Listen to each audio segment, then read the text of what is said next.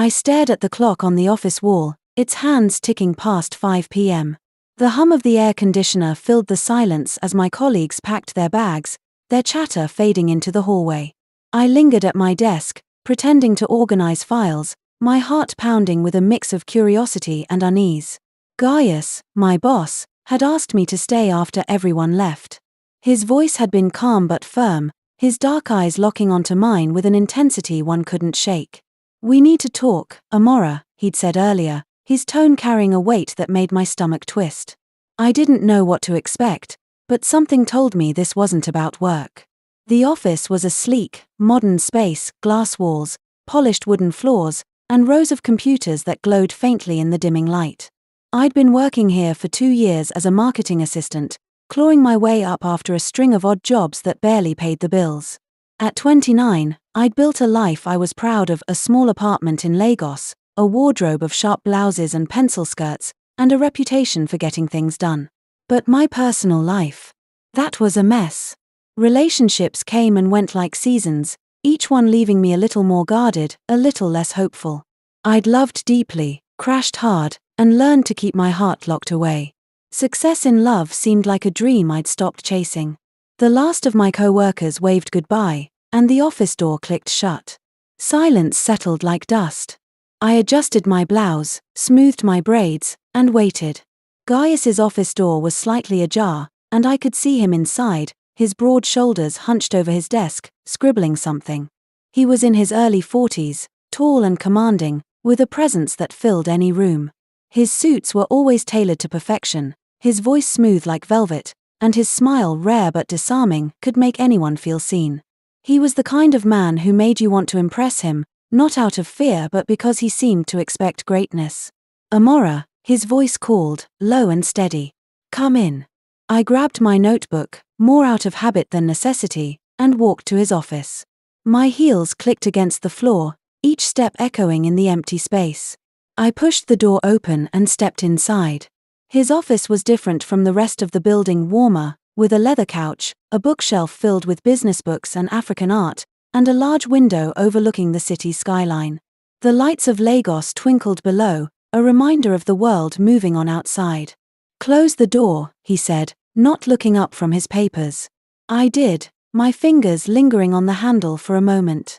"Sit." I settled into the chair across from his desk, my notebook resting on my lap. He leaned back, his eyes finally meeting mine. There was something different in his gaze tonight, not the usual professional detachment, but something raw, almost vulnerable. It threw me off balance. "Amora," he began, his voice softer now, "you've been doing excellent work. The campaign for the new product launch, flawless. Clients are singing your praises." I smiled, though my nerves were still on edge. "Thank you, sir. Call me Gaius." He waved a hand, dismissing the formality. "We're not in a meeting." I nodded, unsure where this was going. He stood and walked to the window, his silhouette framed against the city lights. For a moment, he said nothing, just stared out as if gathering his thoughts. The silence stretched, and I shifted in my seat, my mind racing. Was I in trouble? Was this about the budget overrun last month? I'd explained that already. Finally, he turned to face me, his expression unreadable. "Amora, I'm going to say something, and I need you to hear me out before you respond." My throat tightened. "Okay."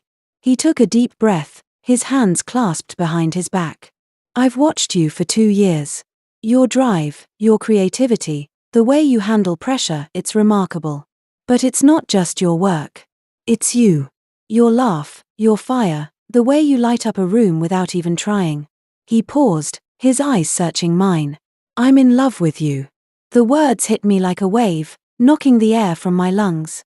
I stared at him, my mind scrambling to process what I'd just heard. Gaius, my boss, the man who ran board meetings with an iron grip, was standing there, confessing feelings I'd never imagined.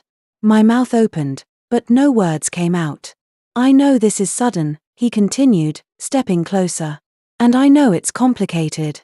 You work for me. There are rules, expectations. But I can't keep pretending I don't feel this way.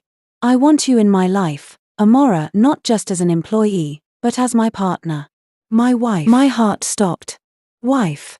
I gripped the arms of the chair, my nails digging into the leather. This was insane. I barely knew him outside of work. Sure, we'd had moments, late nights working on projects, shared jokes over coffee, his hand brushing mine during a presentation, but love? Marriage? My head spun. There's more, he said, his voice steady but laced with something urgent. I want a family. I want you to have my child. I blinked, certain I'd misheard. What? I'm serious, he said, his eyes never leaving mine. I'm not a young man anymore. I've built this company, this life, but it's empty without someone to share it with. I want you to be that person. I want us to build a future together, a family. My mind was a storm. Part of me wanted to laugh, to tell him this was ridiculous, that he'd lost his mind. But another part, the part that noticed the sincerity in his voice, the way his hands trembled slightly, felt something else. Curiosity. Fear. Maybe even a flicker of excitement. Gaius, I finally managed, my voice shaky, this is a lot. I don't even know what to say. You don't have to say anything yet, he said quickly. But I need you to know I'm not asking this lightly. I've thought about it for months. I'm prepared to do whatever it takes to make this work. He reached into his desk drawer and pulled out a small velvet box. My breath caught as he opened it, revealing a diamond ring that sparkled under the office lights. This is for you. Not now, but when you're ready. I stared at the ring, my heart pounding so loud I thought he could hear it. Gaius, There's more, he interrupted, his voice softer now. He reached into his pocket and pulled out a check, sliding it across the desk. This is for you. A gesture of my commitment. To show you I'm serious. I glanced at the check, and my eyes widened. It was more money than I'd ever seen in my life, enough to pay off my debts, move to a better apartment, live comfortably for years. My hands shook as I picked it up, the numbers blurring before my eyes. I don't understand, I whispered. You're paying me to marry you? No, he said firmly. This isn't payment for you. It's for your peace of mind. I know you've struggled, everyone has a past. I want you to feel secure, to know I'm not just making promises I can't keep. If you agree, this is yours. No strings attached. I set the check down, my mind reeling. This was too much, too fast. I'd spent years building walls around my heart, protecting myself from the pain of failed relationships. The men I'd loved had left me bruised, charming at first, but selfish or dishonest in the end. Gaius was different, or so he seemed. But could I trust him? Could I trust myself? I need time, I said finally, my voice barely above a whisper. I can't decide something like this right now. He nodded, his expression softening. I understand. Take all the time you need. I'm not going anywhere. I left his office that night in a daze, the check and the ring burning a hole in my thoughts. I didn't sleep. I lay in my small apartment, staring at the ceiling, replaying his words. His wife. His child. A future I'd never imagined. Part of me wanted to run, to reject the madness of it all. But another part, a quieter, more dangerous part, wondered what it would be like to say yes. Days turned into weeks, and Gaius didn't pressure me. He was the same at work, professional, focused, though his eyes lingered on me a little longer than before. I couldn't stop thinking about his offer. The money was tempting, yes, but it was more than that. It was the way he'd looked at me, like I was more than an employee, more than the sum of my failures. Like I was someone worth building a life with. One evening, after another late night at the office, I made my decision. I knocked on his door, my heart in my throat. He looked up, surprised, and gestured for me to sit. I've thought about it, I said, my voice steadier than I felt. Anne. I'll do it. I'll marry you. I'll have your child. His face lit up, a smile breaking through that rare, disarming warmth. You're sure? I nodded, though my stomach churned with nerves. Yes. But I need to know this is real. That you mean it. I do, he said, standing and crossing the room to me. I've never been more certain of anything. What happened next felt like a dream wrapped in moonlight and silence. Gaius stepped forward slowly, closing the distance between us with a gravity that made my heart race. His eyes searched mine, not demanding, but asking. Asking if it was okay. If I was ready. If I wanted this. And then, without a word, he reached for me. He pulled me into his arms, strong yet gentle, like he was afraid I might break. The world outside that office ceased to exist. The soft hum of the city below faded into nothingness. I felt the warmth of his breath on my skin as he lowered his face to mine, hesitating for just a heartbeat. Then, he kissed me. It was soft at first, uncertain, reverent. A kiss that asked for permission and gave me every chance to say no. But I didn't. I couldn't. I responded, slowly at first, then with a hunger I didn't know I'd been hiding. My fingers found his shirt, clutched it like a lifeline, and I melted into him, letting the fear and doubt dissolve in the heat of his touch. That kiss turned into another, and another. His lips explored mine like he was learning a language spoken only between us. We moved together in a rhythm that felt like music, slow, deep, and impossibly right. He led me to the couch in his office, and I followed without hesitation. There, beneath the soft glow of city lights pouring through the tall windows, we crossed a line that could never be uncrossed. His hands traced the curve of my spine, lingering on every place that made me shiver. He undressed me like I was fragile glass, not rushing, not fumbling, just honoring. Every touch, every kiss, every whisper of breath between us felt sacred. I had been with men before, but not like this. No one had ever taken their time to understand my body, my soul. Gaius didn't just make love to me. He worshipped me. Made me feel like I was the only woman in the world. Like I was his world. In that moment, his office transformed from a place of power and deals into something much softer, our sanctuary. Outside, the city pulsed with life, unaware that inside this room, something extraordinary was unfolding. We didn't speak about the check again. It still sat in the drawer at home, untouched, but not forgotten. I realized then that it was never truly about the money. Gaius didn't try to buy me. He tried to show me something I had long stopped believing in, the possibility of being loved, fully and fearlessly. Our connection deepened. He began staying over more often, or I did. Mornings became our shared ritual, coffee, soft laughter, a stolen kiss before work.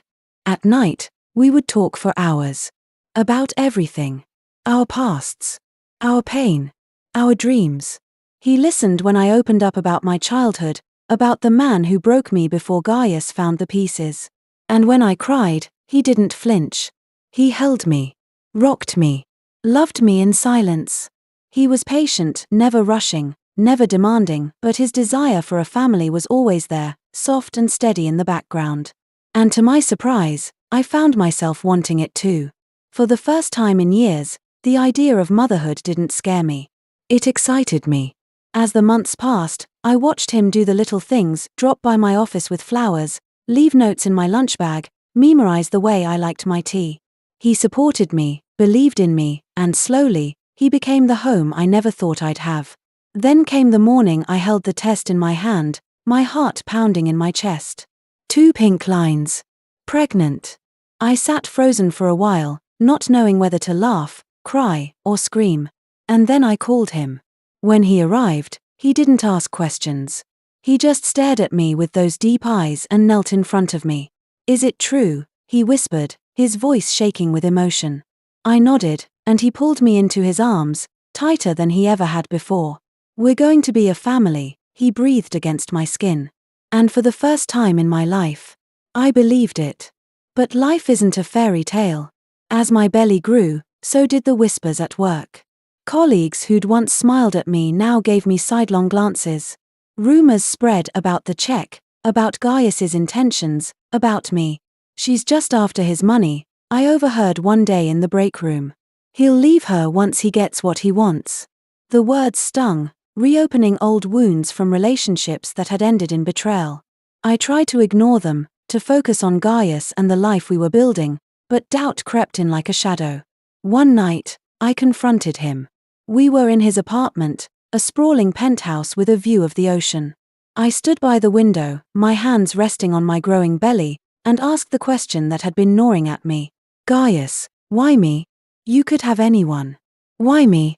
He crossed the room, his hands cupping my face. Because you're you, Amora. You're strong, brilliant, beautiful. You make me want to be better.